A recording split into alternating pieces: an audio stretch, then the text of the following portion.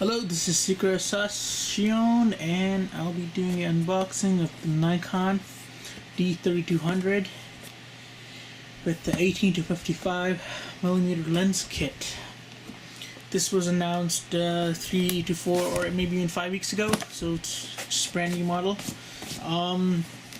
It's the replacement of the D3100 entry-level DSLR by Nikon.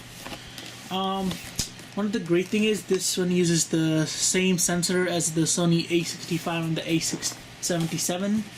Therefore, it is a 24.2 megapixel camera, even though it's an entry level, which is a lot compared to their other high models like the D90 and the D7000, which are like 12, 14 megapixels, and even the D5100, which is 16 megapixels.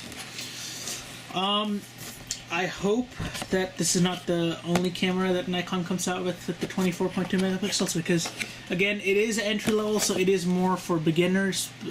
I would like something more advanced, but you know, just testing this camera out, you know, and unboxing it.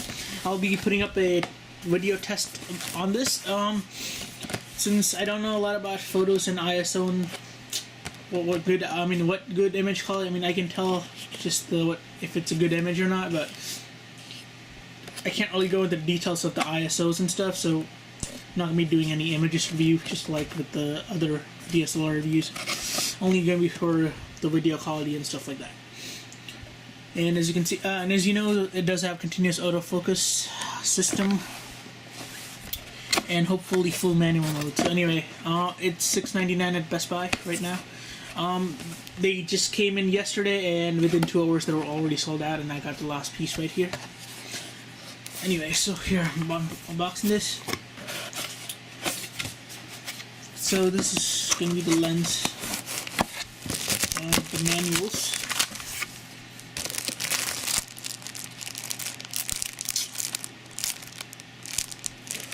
And Nikon school gives you free seminars and stuff. So anyway,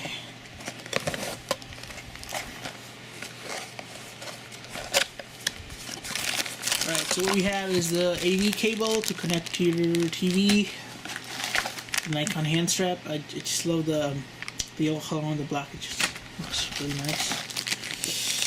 USB cable. We have the cap for the viewfinder, and the battery, and the charger. So the charger is one of the ones that just plug in the wall, so it is going to take up 2 ports if you put it on the top, you know. Unless you flip it upside down. That's a different case now. And then this is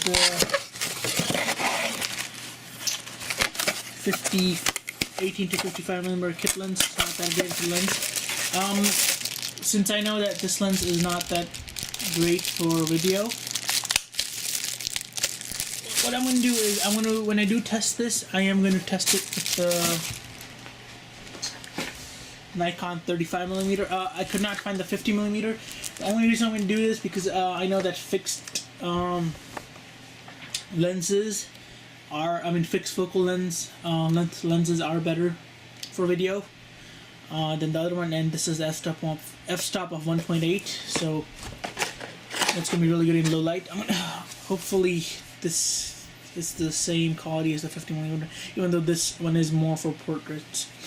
But anyway, I'm gonna do a testing with both the kit lens, because you know, for a beginner, I'm pretty sure they're not gonna be investing in any expensive lenses, even though it's only $200. They're only just going to be using the kit lens, or a multi-purpose lens like the kit lens. Anyway, this is the body. I don't have any other bodies currently to compare it to, but it does look a little bit smaller than the D3100 and the 5100.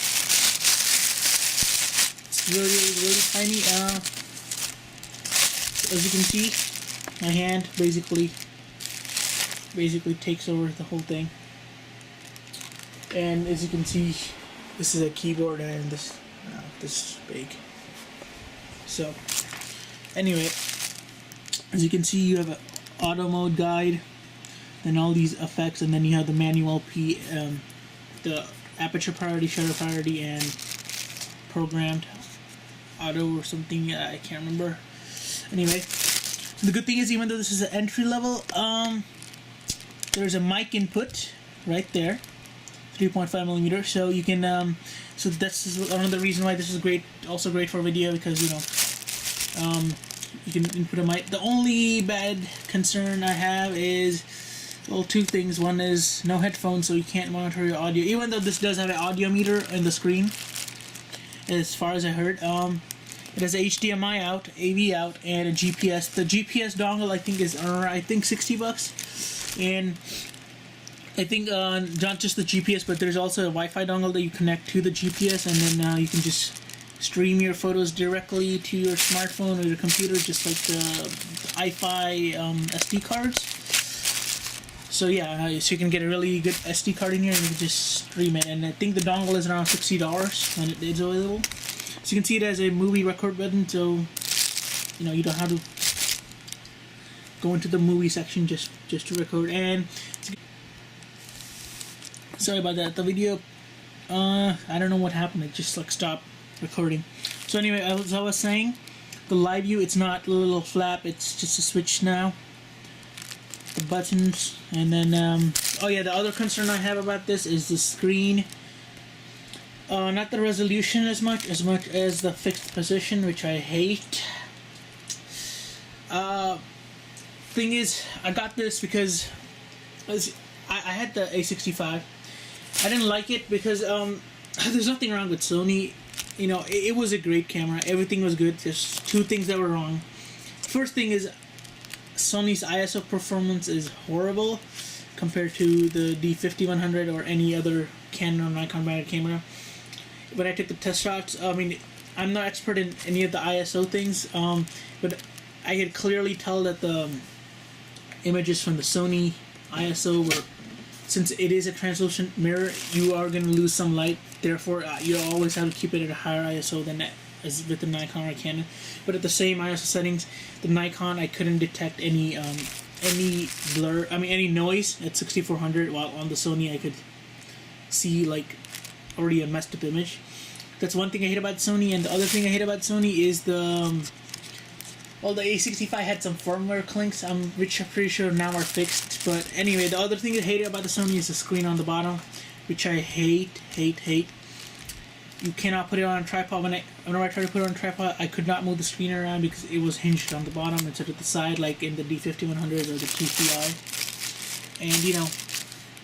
And I like the Nikon because they got good ISO performance, even though this is only 4 FPS. Oh yeah, this is 4 frames per second at 24.2 megapixels. But since this is a beginner, and there are rumors of T4i coming out in the next month, and if that is true, then I am probably gonna get that as soon as I can, and probably do a review on that, and hopefully keep that one, because that one is going to be paired up with the new 18-135 lens, which is designed for video, so it's going to be more solid, more faster at video.